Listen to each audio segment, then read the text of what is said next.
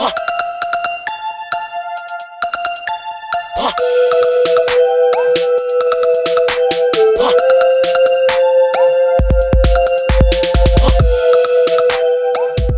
I was afraid much na ya makwaba e dey ba ATUNA TV ntuni se bre e na aso.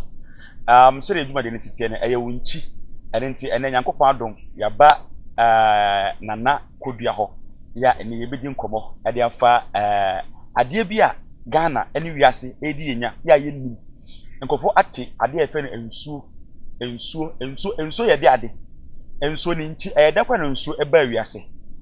Mesrewo de nti na e gina ha yi e ya ade a ebe boa me na boa wo enei se ohu se nsuo bi da ho a hwe na wamfa na ni agro onum nsuo obi ayare a ye di nsuo esi ni so ensuo kura ye de ade de na ebaaye na enumu na ya banana ho a eni opeso obekire nsuo nchi esan se ode nsuo na ye adwuma nti no ensem bi wo ha ono na betiye etimi ayi ano eni nti ene ka che onua na onso ka che onua se ebra so na ye ne nana Kodua ebe abedi nkoba afa nsuo hu na ebi aye chefa e de amano ka se medin e de adu Eric obetumi afem popo so ene mene nana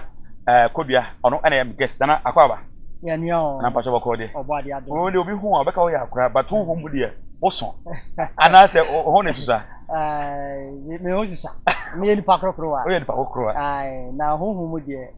ya family agro hu me pani pa hu mu ye pani pa oh pani pa okay ti o ba na we dura na hu se bi am to anka se akwala bi na ti o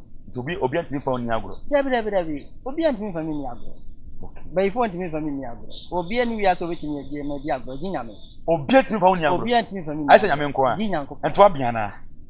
sa na ebe kan du sini mabe okay mabe ene minim se edin no me boni nyana ti bida ebusa daka mi di ano no nana Kodua mi di e de ma mi eno na Ghana phone na di eno na obi ani ebi no so frame Dr. Kodua wan say obi yare na osan yade a yeso ye doctor ni mo no ya abrofo de na ye de nana na e de to me kola brimsa ti nana Kodua ne okay abusa for ye ne nana Kodua e na be di nkomo medical aka se ene enso yade a esombo enso yade a ye mfa ni agro enso ni nchi efri he enso ankasa na bakọ sempa ene de ade ene ka tweye ne mfa ni na ma wo ye ba sisia ne de aka ni ato aso yo doctor akwaba yaja afa na ebedi nkomo na de edi kan no minute ya bo aso ye na waso ye Kumase atmati mase de Ghana podi ya nim anim ne fa nana Kodua okay ye bedi nkomo de edi kan minute say o asem bi kan e de fa nso wansa me questions bi aba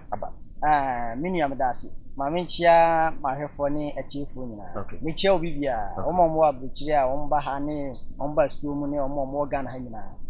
mechia obi a nyame hire obi a okay ye de kan hwe ye wo ade bia nchi da bi efi ye wo nipa ye nchi ye de nyame ne boy ye me papa on e wo me edua ba bi efi obi a wo ne nchi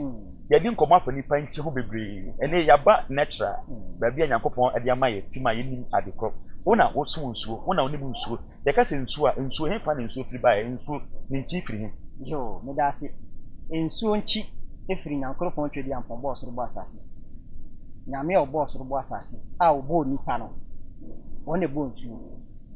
so nti nsuo nyame bo nsuo ansa na obo nipa nti Nyankopon twedi ampon nyame bo nsuo ansa na obo nipa so nti nyame ne bo nsuo kane ansa kwa na obo nipa nti akase nsuo nchi a efiri Nyankopon nchen yo bo soro bo asase enchen ne nsuo firi e bae nyame ne bo nsuo okay nti nice nsuo ni nchi firi Nyankopon firi Nyankopon on the bot to asase on the bot to asase okay so okay ye hu ni cha na say wa me ye hu na enso tumi wu ewiase nyina o pade atumi wo mu a ye nsuo ewiase nyina enso ye no ma na ase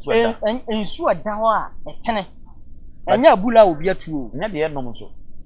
eye de eno na ye nom na won se ma me nkire ya ye bi tis egugu ntoanto mu a ye nom enya no ye da ho a etene ensuo da ho etene bia ena tumi wo ye ya egu ade mu a ye nom no de tumi ni nipa na tunabula ena wode nuru abrofo nuru bi a mo kan chemicals afrafra eno tumi ni once obi timi compile bona o mama no ye se fa nsuo wo bottom ye dey ebra na sofona na ase odifo na bompa ya de agusu ama no enya adwuma ye da ho na etene kɔ no ene nyankopɔn bɔ ye firi nyame nsa no firi ni nyansam a wodi ni tumi nyina sa ya de ewuram so okɔ bible mu kura na wo kan Genesis 1:2-3 a wo kan ho abon so nyankopɔn kasae wo se me de me honhom nyina ebutu nsuo enti ade wo wiase bia pɛde tumi wo mpa eye nsuo de nyame abɔ nyina aduro nyina ti ni nsuo tumi nyina ti ani nsuo ɛyɛ wo na wo kan na sa na tie me na me kana sa na tie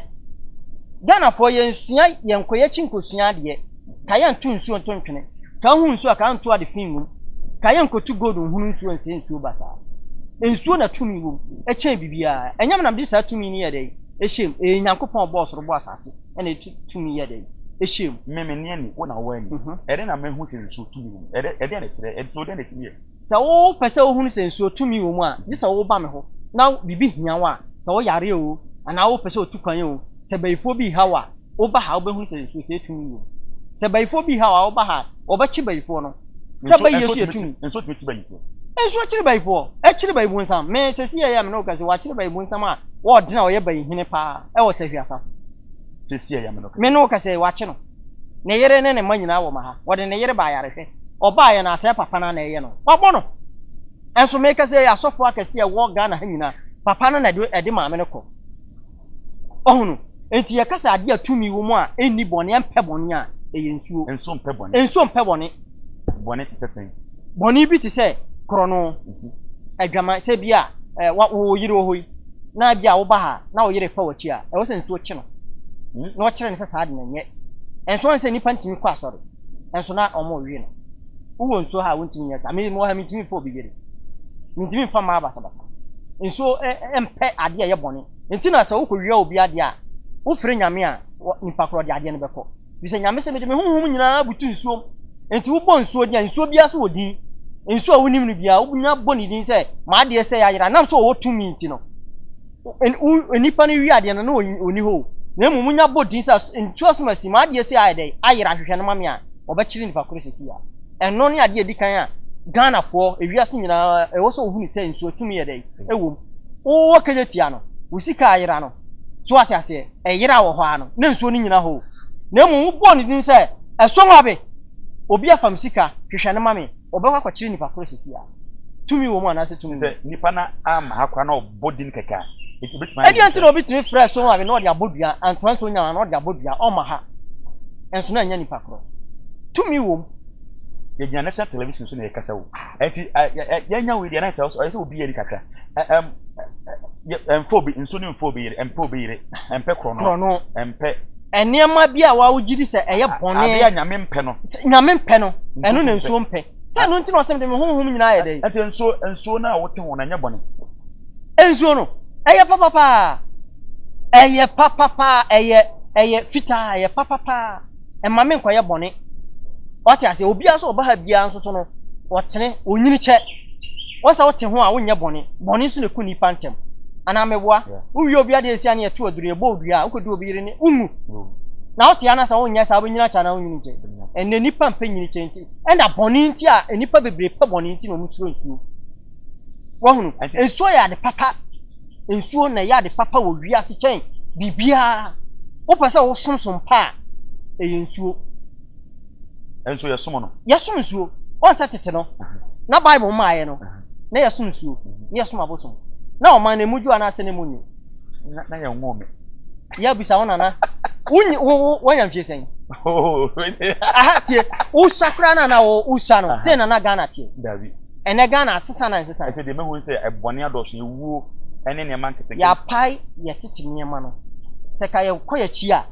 kabone ebesusu wo Ghana kabone kura ma because se uwia obi ade sesi ye a unim se nipa no obebum dua kane tete no se wo ko obi afu mu a uduru ho na wo de kontomro ho na wo tia wo pai nipa kro ka kyen so oni ho a na wonya tia wo kwohwehwe no ene waka kyen unim se so anka kyen na oba ibu odua ene so de ntisa ye se ya fa ho ade owiase enti se wade da hokra nipa ni wia wo mfa nko baabi nti kokro no be dey ebe koso na mum se nipa iko wi ade na se dua nya na ekina no wo te ho a wo de besu nya nsa nko wi obi ade e ba sa wo man na muju ana se monyo enti ye ha ne ya mamre nko na brochire nso Israel nso no omo nso de enko wonu Ghana ye nhyehyɛ ya Nyankopɔn de ma ye enko na brochire Israel brabo fi ho ba ye no Yesu Kristo fi ho eno nso omo de nya dai enko ma me nkyere wade bi wonsuo ho won se asofo ebinim o Ghana ha obutimi ko Israel no omo so makosa Israel nsuo no mabeton ma ye nuanum Ghana fo wa ha in dollars na wo te wo man Ghana nsuo Nyankopɔn boto ha no de wo se enye na asofo no ko se wakosa Israel nsuo na mabeton ma dollars no apia papa nyansa sem eno chese nsuo tumi ye den ewom ukọ Bible mu a nsuo ho nsem bebree dai o Bible mu a kire se nsuo otumi ba sofo ro onkenkan ho nye dai enkyere onim so onkenkan kire obukọ nsuo ho ukọ ha de no sofo no obedi what you say sofo no nyina nim se nsuo tumi wom a efiri nyame na ne bo nsuo Nyankopɔn se bibia me bo ye bia e wo wiase no efiri mi nyansam na ye dai e baaye wo nipa da sani wo bewu akọ nsuo wo wuda ukrom nsuo na ho wo nana no mo abetu nsuo no nsuo na da ho na se na wo nana no mo we wo so beko wo ma beko obia beko na nsuo na ye dai e da so da wagya kantam so Nyankopɔn na bo nsuo saa nsuo nwuda nsuo enwuda wo tumi enwu awusanfo Wonkyi ene sen ebre na wogusu a wo hwe say di kan ye no ene ye hwe ade bia enchi nsuo nchi ene de etimi ye na na ye de ebro enti wadi ka kire ye nsuo Nyankopɔn ne boy enti ne nchi efiri Nyankopɔn so wo se nsuo bi eda ho a emfa ne say ye nsuo bia na namo ne boy a na bisa ne mo nsuo ne nchi efiri Awurade Nyankopɔn ono ene boy a ye niema ye nto so na nhwa de nana de na wo obetima Ghana for wiase afa abotifo nyina hwa do tisi de na wo as nana wo dan nsuo ano a wo sum nsuo obetima ka kire ye nsuo we na namo so wotimi nsuo ya boa adasa ebi ne sen niema me nua niema bebrebe omo akwantu no obi ho ha oni nkrata onya nkrata obi ho ha onya adwuma obi ho ha awo yare obi ho ha baye ha no ade bia ha nipa wiase a eye ade a ema nipa ho nyede entoro no eno na nsuo ye bua nipa ena niema bia metumi ye awo obi a wonwo be ma wonwo ba wonwo ma wore mfie be de ho kra na se munya awo a Obama ha nyame adom obanyin awo afa ho afa oba obi wo ha na fibroid na ha no obi won so ani dane na ha no obi won so a chese de oye bia no awo no ema sa nipa no onya beduru ha pe a emba ne nya odadwene se bia wo kwa ha wo de bra sa ani dane na ha eye fibroid ne si awo na no kwan a wo de bra be ma se wontimi obema bia otutuo so nkuma boa ena obi won so a chese wontimi ntutuo no kura ni nyina no ba emfa ho ni mfie a wo na die eno ane se obu nsa ane obu onso so a onso so twa bra o enso ebi akono numnuro bi akoye niema bi na ama ne bra twa na ma ni nyina no ba mema odura be ma obra na ba nyame adom obenyin sa wo afa ho afa oba o number na ye kase na the screen so na mape ye dan ho aba ye ba na fi na na se otimi dia haban bi ye adi bi na akye na fi ye komo twa na ba na so fa number na frɛ no ye hia no aha ne amane bia wo de Ghana fa na ba bi wo abrochefo na wo de mo mfɛ keke me ma hu me de mani hu na anya se bia ye se enti amade me de cameras na ba me ne me kuri aba ba twa amamo so ahwe bi no because we yenti mfa enhye ye nkwan ho enti ye na ehoma ye ba na fa ye nwie nkomo no ye ba sisia awusa for ya samba na ye ne nana Kodua ene ko so di nana we de ye bre no o sa yare na haba we ye haba ba ya ye fen dunsi kro dunsi kro enya me hwede oh dabi nyame ahaba ya wabo nya awusa for ni dunsi kro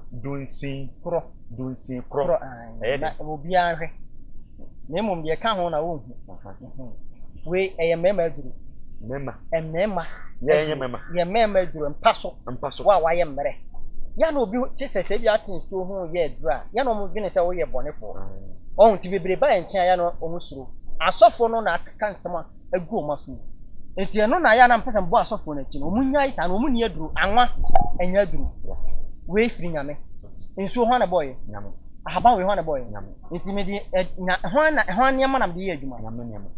ana na ye chetinta ye bosomsem anya bosomsem nsuo firi nyame ahaba firi nyame hwe sesi ye ukosofo se obema we enya adwuma e de na ode beboa obo mpaya mo come on anya o yire bebo pa Nyankopon he Bible ma o ma we mu no na ye na no se di aduaba di haban de esa ya de no mu se nsuo tumi de ewo ansa na bible ba o masa twegu bible se ye ni aduaba mfa haban sa ya de na de na de anointing won ye de sa ya de wei se wo be ma enya adwuma untimi emmo adwuma ncha untimi nwo a haban we wo so sen Yes. Ukone si wa ekwa ha 3 ebeso na haba na wo so 3 on enti wantimi wono wo yire na wo ga akura ntimi anhyi akura no enya ne yensa wo paso enie Dunsi kro enie yari ana yari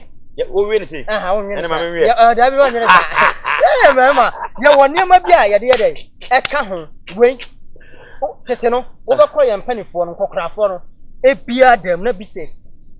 esisi ho ye na nanom obia dem bites ho we no bi ye omho yi nti mo nsa kokra nya 90 years kura na ofa obati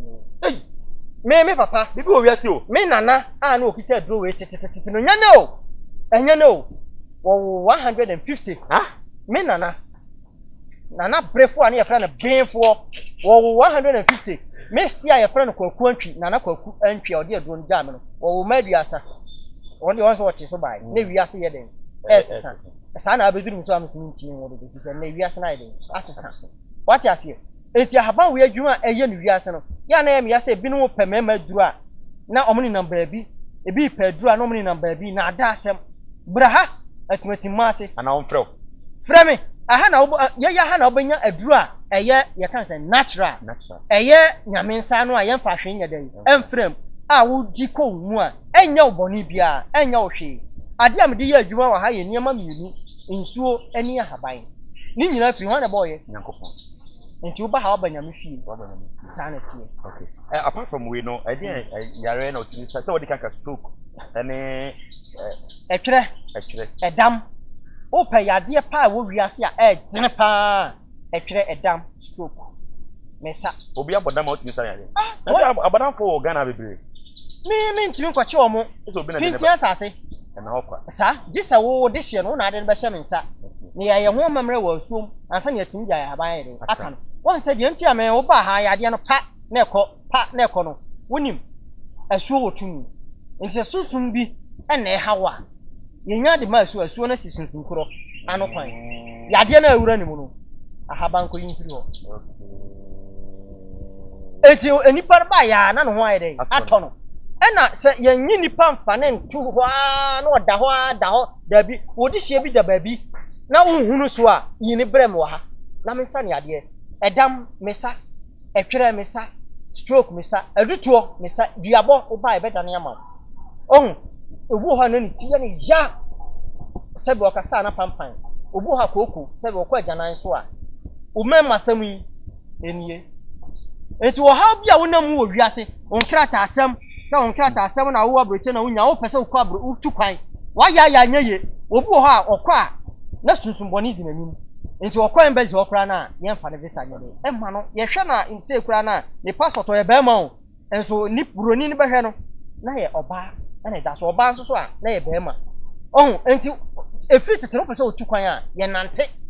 so hunu nante ko bi atumi ye dey ewo na mame nka sam tro menua se emprempie no asofo no adada enipa bebiri afa na be enipa na hunu sa asofo aye dey adada wo timi ka se bia wo ba nsuo ho a oya ade ma wa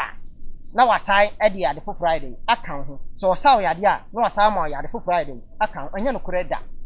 anya na hwe long face yade long face on nam ho unim nipa me ma hwe wo mo wa bruchiri ene Ghana ha wo mo nyina ne na mo hwe nya dai anya wo mo ena face wo ba menim ne fan pipi gabin ye ya mani tia ye afa na manfo nyina be hunu gabin na na obi frame abruchiri bi san se papa no mo ntini nka bi ena se ne ho ato no na afa na wo be ba be da se da wo ba be da se ne bi twa videos no ama mu nyina mo ena no no se na ha mba ye de Nyankopon na de ne ye de e ba ye o visa ima papa me nyame ba ha no sai de aka enti ha nyame fie okay eti abjafo nyame nhyira na fa ayi na number no na friend na ne nkom na mom no obo so tie na interview ya wokọ ATUNA TV ATUNA e wo YouTube a wo ko a be san de ato no wahwe bi na abochefo nyina nso matima hwe na ne ma konkan YouTube no eye ATUNA TV ATUNA wo ko YouTube na wabo ATUNA ATUNA TV o set ya na interview be da ho no wahwe na pe chief na wa link e de mo so ti menhu na ba bi owo na o ma abe pe omo ekra ana ehwe birim o betumi abe hwe o shebirim sa pepe enti enso otumi enso nchi ena na ebe fa da se ne de aka nyina beto aso e de amo awari yankopon hyaw na onye wakoma so de na makase mudin e de adu Eric betumi afen popo so mene nana Kodua ena na mene ni hia ye Q no aye Benjamin Padu da na kumi sensan so na Gebrenya meche omo ena beboa na edi dwuma de e de be da se ne be se hia na de aka nya e to aso e de amo yami so